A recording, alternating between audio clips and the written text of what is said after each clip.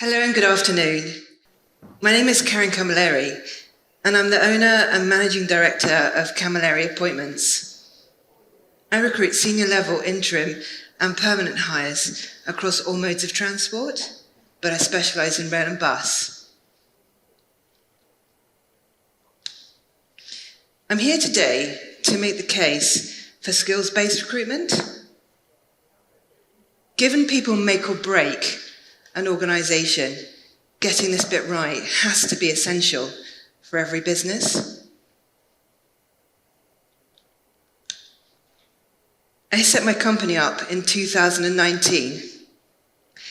If you had told me then that I would be the recruiter of choice for a wide range of multimodal transport operators and that I would regularly successfully compete with leading headhunters, I genuinely would have laughed in your face.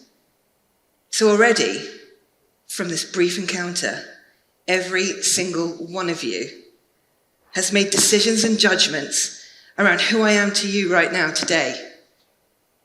It has taken seconds for you to jump to these conclusions. We all do it. Some call it the unconscious bias, and it can heavily shape and influence the hires that you make.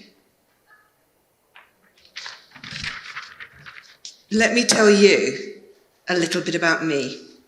Let me tell you stuff you can't see. I originate from Malta. I bet some of you thought I was Italian with that surname.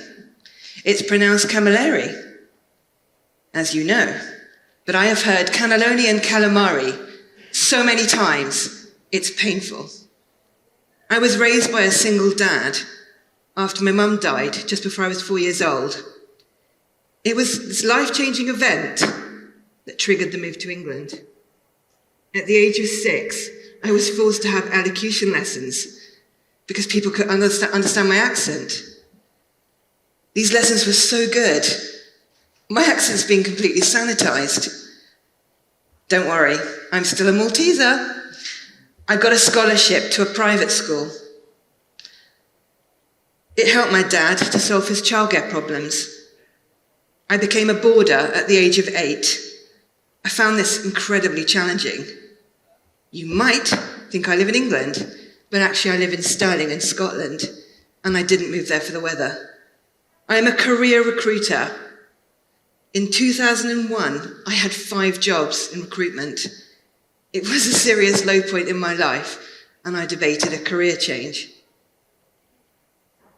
My recruitment journey in transport began in 2008, when a managing director and a bus operator needed to do something different about his conundrum and decided to take a punt on me. To this day, we remain firm friends, and I'm so grateful he gave me a chance. I now run my own recruitment company, as you know. I'm a sponsor to Women in Transport, I mentor, and I'm really proud to be an ambassador to Radical Recruit. But if I equated these skills, these conversations, this story I've just told you, I would say skills-wise, I've demonstrated major resilience, adaptability, and empathy. These are my strengths. And it's no coincidence that I was able to succeed in the highly competitive and cutthroat world that recruitment is today. You see, we've all got a story to tell. We've all got a story to tell, but when people recruit, they generally tend to focus on a standard process, regardless of the type of role being recruited. They tick boxes, and they create a very narrow lens through which to view their candidates. What if they started to think and look beyond that? What if they started to think more deeply about the person in front of them? If they did, they would probably realize that diversity is not something that can be seen, just be seen. What do I mean when I refer to diversity? Often referred to as DE&I, diversity, equity, and inclusion. I'm not here to lecture you about that, but diversity stands for fair representation. Equity relates to fair treatment. And the inclusion part, it's about striving to create environments where people are affirmed, celebrated, and appreciated for their differences. These values are interconnected, and organisations that embrace D&I are better equipped to respond to challenges, to attract top talent, and to meet diverse customer needs. And I do know how hard this is to do and to put into practice. As a recruiter, I'm in a position of privilege. I get to work with so many different people and learn from each experiences. This allows me to support my clients to challenge their thinking regularly. I don't do CVs, I do relationships, and I'd like to share some of these examples with you. Let's meet Jeremy Smith. When I met Jeremy, he was living in Sussex. He was working in a senior safety role in the aviation sector. Jeremy had an appetite for learning and had recently been working hard on his MBA. He'd been exploring several jobs in the aviation sector, one of which would mean a relocation of his wife and children overseas. None of it excited him, as he didn't feel he could get the stretch he needed by working in a familiar sector again. I got to know him well, and I understood that in the past he had regularly applied for jobs across other modes of transport, including rail and bus. But he was constantly being rejected, with the reason always being his lack of sector knowledge. He did not understand where he was going wrong, because he felt his skills were highly transferable and that safety was paramount, whatever the mode of transport. Surely you need pretty stringent safety protocols to get an aeroplane into the air. He was developing a deeply rooted cynicism and was reluctant to keep getting the same outcomes every time he tried to move sectors. Ironically, I was working for a rail client who had made it clear they were only seeking applicants from the rail sector for their safety role, because the risk of getting it wrong was just far too great. But of course, all of that made sense to them. On careful consultation with the client and a deeper understanding of the skills that they were seeking, and after several discussions with Jeremy, there were many, it was agreed the client would take a more broad look at their challenge and that Jeremy would dig deeply and keep an open mind. He decided to compete for the role. He had to ignore all the rail jargon and acronyms in the job specification, and that was really tough. To his surprise, he made cut after cut, until, indeed, he was offered the role. It took a while for it to sink in, for both of us actually. He decided to find the courage to trust the client and to take the plunge. He accepted the role. He and his family relocated up north with the bonus of already having family there. Here are his reflections 6 months into his role. The key points here really are that Jeremy really enjoyed bringing his skills to another sector and the energy that gave him. But the client, they really benefited way more than they'd expected. Jeremy spent a lot of time telling those in his network just how great it was to work for that transport group, and that welcomed applications from his friends in his network. He was able to cast a highly critical eye over safety and introduce initiatives that had been very successful in aviation. Recruit the right people and they will convey their message in the right way. The biggest takeaway from this example, and something I challenge my clients to do regularly, is to think about the skills and the attitudes they want, not just the sector experience. Focusing on sector in isolation leads us down a very narrow road. Sector experience does not equate to expertise, because the sector experience was gained at a different moment in time or a different context to the one you're faced with now or in the future. Deciding on the right skills and competencies needed in your organisations and hiring them in is a really powerful way of strategizing for today and for your future. Think about it. By focusing on skills as a selection criteria in a recruitment process, you're yielding even greater growth in the number of underrepresented candidates. Have a look at this slide. Skills-based hiring impacts favourably on employee retention, reduces time to hire, it broadens your candidate base. and it's much more cost-effective in the long term. And the learnings from Jeremy are several that can be put into two key areas: innovative thinking and cross-sector skills. Diverse experience leads to innovative thinking. Only recruiting from your sector and established networks can weaken your output, leading to homogeneity. You can call it groupthink. And ultimately, it will starve your organisation of new ideas and vital innovation. Diversity of thought is the most powerful weapon an organisation can use to fight for its survival in an increasingly competitive landscape.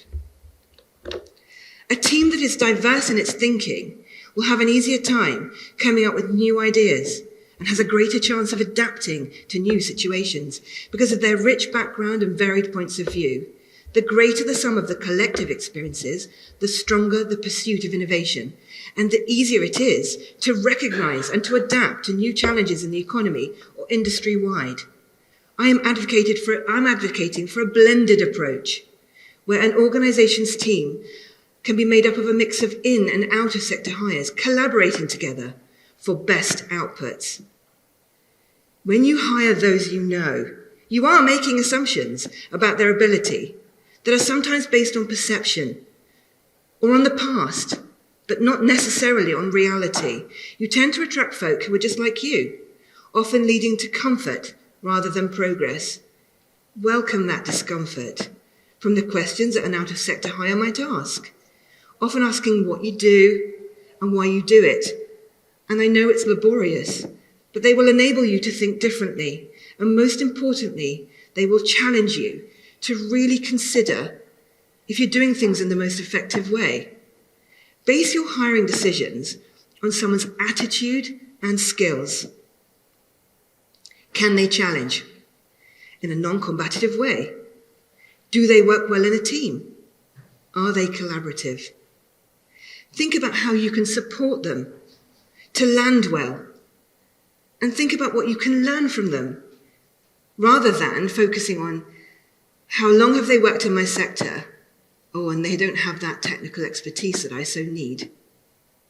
After all, leadership, practical skills, and problem-solving skills, as well as many other interpersonal skills, they transcend sector.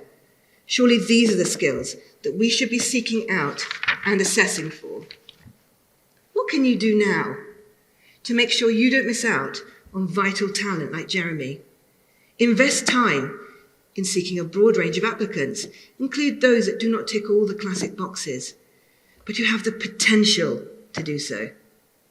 Encourage your in-house recruitment teams to go far and wide. Listen actively to the feedback you gather about how your organisation and your benefits package is being received. Really think about why someone should work in your business. If you don't have the answers, take a very long, hard look at your organisation. And when embarking on recruitment exercises, think deeply about what you're doing and what you're asking of your candidates at every step of the process. And most importantly, reflect on the why. Why are you asking candidates to do something or to work in a certain way? Is it because it's what you've always done and it's convenient on your time? Take out-of-sector specific jargon from your job specifications. Look at your adverts closely. Work on appealing to as broad a spectrum of candidates as possible. Here's a great example of how not to do it. Stop relying on the same old competency-based questions, classic, unnecessary questions stay in application forms without anyone ever asking if they're still relevant.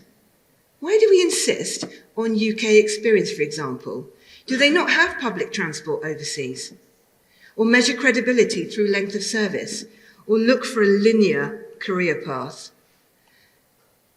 Ask yourself, why are these measures important?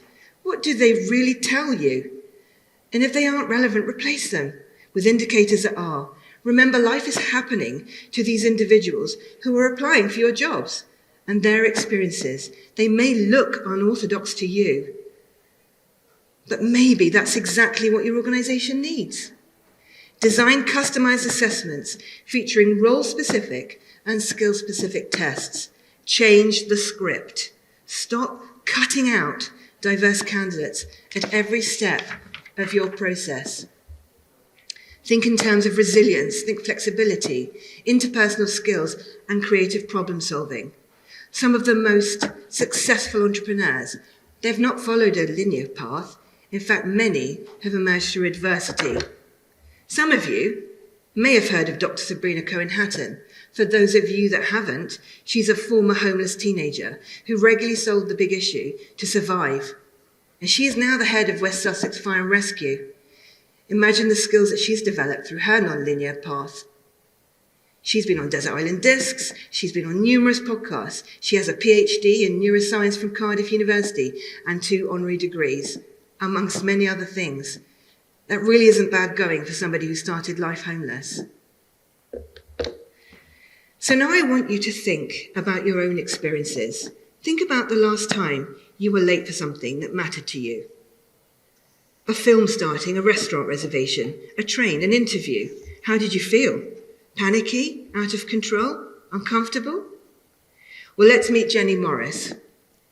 She's one of 3 final candidates in the mix for a job. Jenny was a single parent and she shares the childcare with her ex-partner, who was unable to step in and help at short notice due to poor mental health. At the last minute, the client changed the venue of the final interview to another town. It was a considerable distance away to where the job was to be based. It happened to be convenient for the busy hiring manager to fit it in on top of his other business meetings that day. The other 2 final candidates happened to be married men. Jenny was somewhat thrown by the last minute shift on venue and had extra preparations to make to ensure she could make the journey on time, including finding someone to drop her children to school in the morning. Now that the venue had changed, the 2 men went up the night before and stayed over to make sure they were focused and prepared for the next day. Jenny didn't have as much time to prepare as she'd liked. She was just far too busy trying to make sure her children were organised so she could make her trip to the interview. Consequently, she was less prepared than her male competitors. She didn't secure the role. She walked away exhausted, deflated, and with her confidence to apply for other jobs at an all-time low. It also crossed her mind that she was applying for a step-up in position, and maybe she was weeded out because she was only able to offer the organisation 4 days a week. She didn't receive feedback for 2 whole weeks after the interview. She tried ringing the in-house recruiter, but her call was not returned. A couple of weeks after the interview, Jenny received an email to say she could have been more prepared and actually she'd been pipped at the post. I've heard that so many times. And when I do, in one of my processes, I ask the client to come up with something more interesting and useful. You'll be happy as I was to know that soon after, one of Jenny's previous managers contacted her with a proposition that would accommodate all her desires to step up, to progress her career, and to work flexibly. But wouldn't it be great if those that don't know the Jennys of this world could also think in that way? This slide illustrates the challenges that many women face in the workplace due to carrying the greater burden of the domestic responsibilities on top of their work. There is a lot we can learn from unpicking Jenny's experience. Marginalised candidates are often screened out by the way organisations recruit. Jenny was faced with that last-minute change that impacted on her ability to focus her mind and prepare. Instead, she found herself using her energy to make plans for her family, so her skills were not the only thing being measured. So too was her ability to make last-minute changes, logistics, to problem solve, to manage stakeholders in her life, to adapt, to be resilient equally. How did the organisation come across to Jenny, do you think, in that last-minute change of decision? Caring? Supportive? Organised? Not likely. Process can be quite an indicator for a candidate and can give a real insight of what it's like to work for an organisation. Often organisations fail to understand that candidates are also doing the interviewing too. Jenny wasn't given any substantial feedback. A study by the CIPD has highlighted that women who had narrowly missed out on a senior role were less likely to apply in 6 months than men. Based on this finding, they tested having a recruitment or a hiring manager phone the unsuccessful candidate and give them some information that's useful to them about their performance in the interview. 27% of women reapplied. It was also clear that after receiving a phone call, all applicants were happier with the process and were more likely to refer a colleague to the organisation. Another study by the CIPD states that offering flexible working by default increases applications from women. Lack of flexibility is often cited as a key reason for women not to apply for a role. Whilst it's not possible to change the location of work in certain circumstances, with some careful consideration, it's definitely possible to factor in flexibility. Companies talk about being inclusive, but does their approach to recruitment really demonstrate this? There's been a significant shift in our understanding of neurodiversity and how it is seen by our society. This needs to be reflected in our application processes, our assessments, and our interviews. Think about neurodiverse candidates who are unable to perform in a time constraint, or in assessment their eye contact shuts down. But in the right environment, they're more than capable of both. In schools today, so many different methods are deployed to teach, to assess, to accommodate our growing population of neurodiverse students. Surely, the world of work needs to catch up. Very often, there is a major disconnect from glossy diversity and inclusion statements on a company's website and on how an organisation approaches making a hire. People often remember how you feel. An organisation may have worked really hard on their diversity and inclusion policy, only to fall over by stipulating the most rigid terms of engagement. For example, just offering full-time contracts. I have always worked on the premise that if I find the talent a client needs, then I will do my utmost to ensure that my client can accommodate that talent. This brings me back to skills-based recruitment approach. Are we doing everything we really can to measure skills, or are we putting the barriers in the way? In my mind, this requires an in-depth reframing of something that is hardwired into many organisations. We need to work on measuring the skills at every step of the way. Otherwise, we'll just keep screening out the best candidates for a role at each stage of the recruitment process. If many of you are already thinking in this way and considering the bigger picture and the need to bring in the right skills into your organisations so you're fit for the future, I totally applaud you. If I've sparked any thinking in some of you on how you can reframe and rework your recruitment process to support your organisations to withstand future organisation challenges, great. I would encourage you to conduct an audit. Look at your website, look at your brochures, your adverts, see how they're presented, and just see if they're hitting the mark in terms of are they reflecting the same organisation that you're trying to depict. Try to see your organisation through a wide variety of lenses. Look at your recruitment process from different angles and places. It's difficult, and it takes time to drive improvements in this area. But only then can we really reap the rewards that being diverse and inclusive can give us. Only then can we truly innovate and differentiate. That was tough. And I really do know how challenging this is. But doing nothing will only serve you with a minimal short-term gain. It will make us busy fools and impact on retention and innovation. You'll be happy to know I'm about to conclude.